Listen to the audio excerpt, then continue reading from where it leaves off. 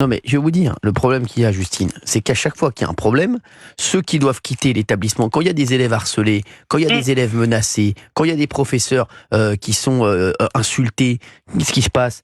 C'est pas les professeurs, c'est pas les harceleurs qui changent de collège ou qui déménagent. C'est les Ah harcelés. non, non, ça c'est C'est sûr. ça qui est grave. Et je vais vous dire ce que vous Mmh. disent même les établissements. Ils vous disent souvent, oui, il vaut peut-être mieux qu'ils changent d'école, comme ça ira mieux, comme ça. Mais c'est incroyable. Je vous le dis, c'est toujours ceux qui sont dans le camp du bien, mine de rien, qui se font toujours avoir à la fin. C'est ça qui est incroyable. Ah mais tout à fait. C'est ce qu'on ressent en fait sur les différentes décisions qu'on peut voir. Vous savez, il y a souvent cette phrase qui est dite à des policiers quand des personnes se font arrêter. Il y a cette phrase, il y a plein de gens qui disent à chaque fois, vous m'arrêtez moi, alors que je ne fais rien, Mmh.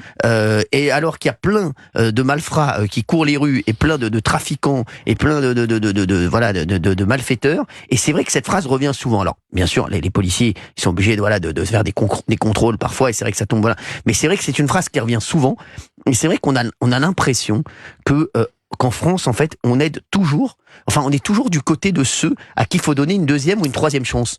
Mais tous ceux qui font tout bien, eh ben, ils se font toujours avoir. Et c'est ça qui me rend fou, moi, Justine.